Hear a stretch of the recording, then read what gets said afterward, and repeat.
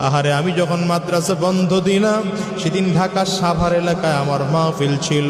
মাহফিল শেষ করে আমি রাত্রিবেলায় মাদ্রাসায় এসে ঢুকলাম, তখন 3টা সাড়ে 3টা বাজে। মাদ্রাসায় ঢুকে দেখি সব বাচ্চারা চলে গেছে, ছোট্ট একটা বাচ্চা আমার মাদ্রাসার বাবুর্চির সাথে ঘুমায়। বাবুর্চিরে ডাক দিয়ে উঠাইলাম, কিরে বেটা এই বাচ্চাটা বাড়িতে যায় নাই কেন? বাবুর্চি আবার দিকে তাকায় কান্না করে আর বলে, হুজুর আমি জানি না, আপনি ওরে ঘুম থেকে উঠে জিজ্ঞাসা কর। আমি বাচ্চাটারে ঘুম থেকে উঠেইলাম, কিরে বাবা বল কেন তুই বাড়িতে যাস না? বাচ্চাটা আমার দিকে তাকায় ফেল ফেল করে কাঁদে আর বলে, হুজুর আমি কই যাব হুজুর, আমার তো বাবা না,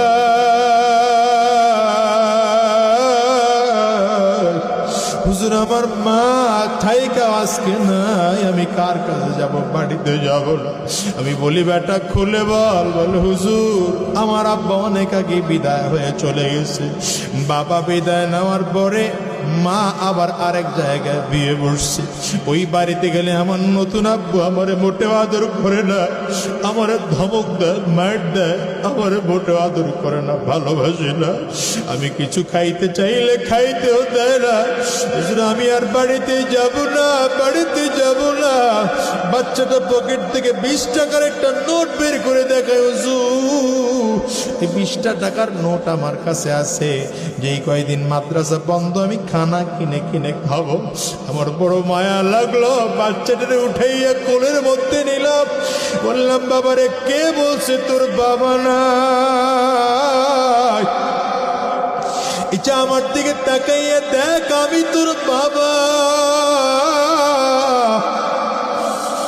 ছোট আবার দিকে তাকায় কান্না করে আর বলে, হুজুর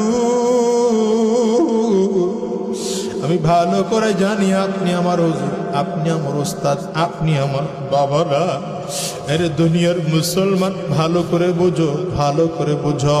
কত মানুষ আছে বাবা হারা, কত মানুষ আছে মা হারা। আরে যুবক আজকের এই মাহফিলটার মধ্যে এমন মানুষ আছেন না নাই? চিল্লায় বল।